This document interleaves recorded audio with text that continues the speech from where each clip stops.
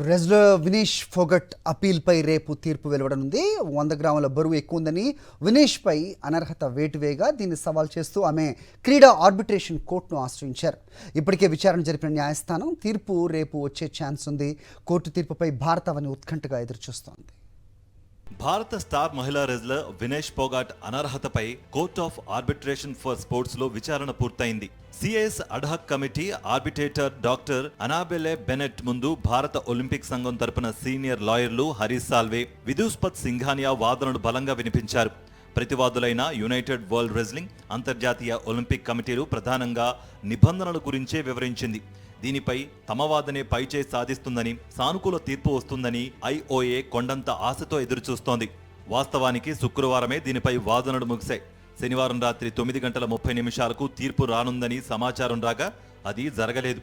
అనంతరం ఆదివారం అదే సమయానికి రావచ్చని వినిపించినా కూడా చివరకు మంగళవారానికి వాయిదా పడింది. నిజానికి ఒలింపిక్స్ ముగిసేలోగానే దీనిపై స్పష్టత ఇస్తామని సిఐఎస్ పేర్కొంది.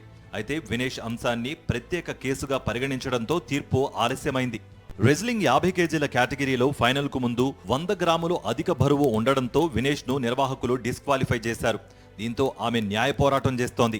తొలి రోజు ఫైనల్ చేరే వరకు నిబంధనలకు అనుగుణంగా తన బరువు పరిమితికి లోబడే ఉందని, కాబట్టి అప్పటి వరకు వచ్చిన ఫలితాన్ని పరిగణలోకి తీసుకుంటూ తనకు సంయుక్తంగా రజత పతకం ఇవ్వాలని వినేష్ అప్పీల్ చేసింది.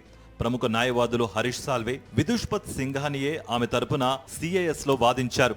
ఈ వ్యవహారంలో సానుకూల తీర్పు వస్తుందని ఆశిస్తున్నట్లుగా ఐఓఏ అధికారులు చెప్పారు. మొత్తం మీద వినేష్ ఫోగాట్ కష్టానికి తగిన ఫలితం దక్కాలని ప్రతి ఒక్క భారతీయుడు కోరుతున్నారు.